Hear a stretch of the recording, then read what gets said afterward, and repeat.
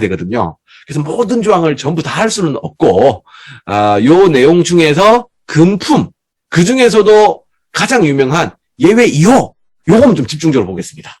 자, 예외 2호는 워낙 유명하기 때문에 이거 뭐 설명 없이 다 알고 있어요. 그죠? 하지만 좀 잘못 알고 있는 것, 혹은 살짝 좀 빠뜨리고 있는 거, 그런 게 좀 있기 때문에 보완을 하나 갖고 왔습니다. 자, 우리 숫자는 다 알죠? 3, 5, 5, 가로치고 10. 농산물은 10만원. 이건 뭐 설명이 필요 없어요. 그런데 숫자 말고, 숫자 위에 있는 거, 뭡니까, 여러분?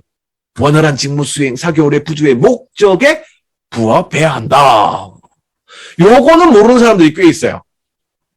심지어는요, 현직 변호사도 이 목적의 일치성을 잘 몰랐다가 초벌받았던 판례가 있습니다. 그만큼 실제 좀 많이 헷갈리는 건데요. 여러분 잘 들어보세요. 원활한 직무 수행 목적에 부합하는 3만원 식사라고 했습니다. 다른 말로 원활한 직무 수행 등 목적에 부합하지 않는 만원짜리 식사 어떻게 돼요? 10,000원. 야, 10,000원이니까 가액 한참 아래잖아.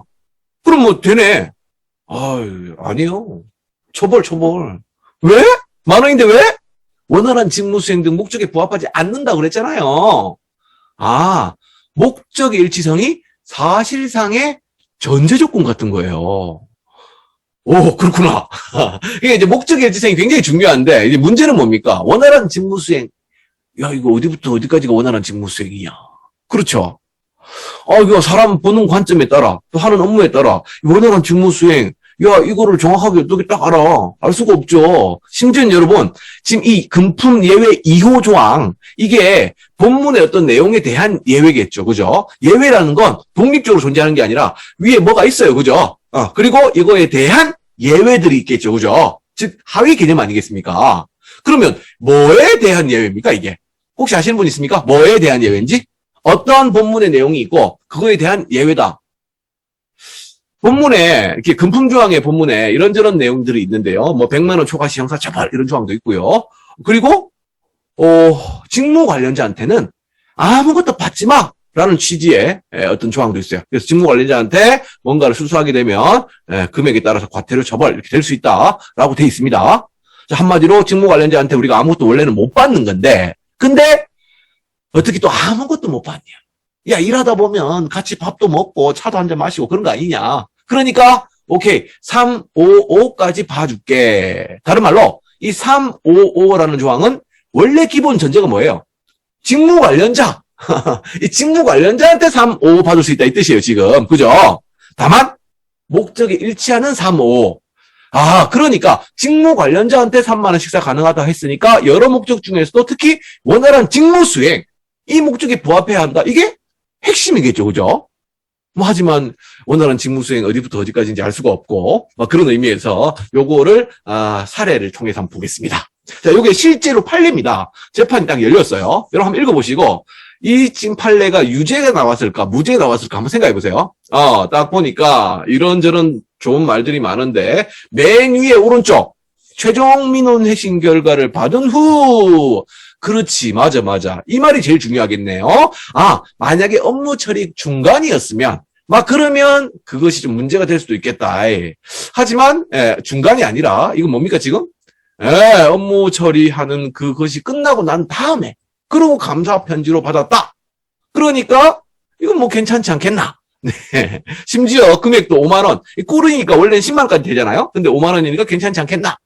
자, 이 퀴즈를 낼려 했는데, 채팅 좀 받아봐 했는데, 이거 실수로 제가 클릭을 한 바람에, 지금 답이 나와버렸네요. 자, 요게 유죄 판결 받았어요. 유죄. 이 빨간 글씨가 우리 판사님의 판결문 내용이거든요. 여러분, 유죄 판결을 받았다. 그런데 그 내용을 보아하니, 맨 윗줄에 뭐라 되어 있어요? 최종 민원 회신 결과를 받았다 하더라도, 직무 관련성은 인정될 수 있다. 지금 이게 뭔 소리입니까, 여러분? 이게 업무 끝나더라도 그 상대방과의 직무 관련성은 끝나는 게 아니다라는 거예요. 왜? 업무 끝나면 끝나는 거지? 근데 사실 현실적으로 잘 보세요. 진짜로 그렇지 않잖아요. 예를 들면 우리가 어떤 사람과 뭐 계약을 체결했어요. 그 계약 업무가 이제 종료되었어요. 그게. 그러면 그 사람이 다음번에 다시 입찰을 할 수도 있는 거 아니겠습니까? 또 혹은 또 그 사안 자체가 새롭게 좀 변경이 되거나 수정될 수도 있는 거겠죠. 또 그리고 그 사안이 다른 어떠한 영향을 미칠 수도 있겠죠. 그죠? 아니, 그러니까, 실제로 어떠한 관계 속에서 딱 뭔가 단절된다기보다 어느 정도 잠재적으로 이어지고 연속된다. 뭐 이렇게 볼 수도 있는 거다. 실제로 나중에 이해충돌 방지법에 사적 이해관계자의 정의 중에서도 우리가 이렇게 뭐 계약이든 뭐든 어떤 업무를 하는 과정에서 이익을 줬던 자 중에서 친분 관계가 유지되고 있는 자는 사적 이해관계자가 될 수 있다. 이런 정도의 시행령 내용도 있습니다. 그러니까 실제로 이 직무 관련성이라는 게 그냥 막 모자르듯이 딱 끊어지는 건 아니겠다. 이렇게 한번 재해석을 해야 되겠죠. 그죠? 사실 이 판례 말고도 여러 판례에서 비슷한 내용들 많아요. 그러니까 상당 기간 그 직무 관련성이 인정된다. 이렇게 얘기합니다. 그렇다고 상당 기간이 1년인지 2년인지 이렇게 정확하게 말하진 않아요. 그냥 상당 기간, 이 업무가 끝나더라도 상당 기간 직무 관련 관계는 이어지는 걸로 봐야 된다. 이렇게 유권 해석을 합니다. 그죠? 자, 그러면 여러분, 이러한 판례들을 우리가 이게 받아들이는 입장에서는 어떻게 재해석하면 받아들이면 될까요? 뭐 저는요, 교육을 하는 강사 아니겠습니까? 여러분, 교육에 여러 목적이 있지만 핵심 목적은 뭐니 해도 예방이겠죠. 예방. 그러니까 이 예방을 목적으로 하고 있는 이 교육을 하는 강사로서 저는 가급적이면 좀 이 보수적인 관점으로 좀 이렇게 뭔가 참 줄여서 안정적으로 그렇게 재해석을 해야 된다 주장하거든요. 왜냐하면 우리나라에 도전정신 뛰어난 분들이 있어요. 제가 예를 들면 딱 데드라인 설정해서 여기까지 할 수 있습니다. 막 이런 정도로 설명을 딱 드리면 막 도전정신 뛰어나신 분들은 그래? 그럼 내가 한번 도전!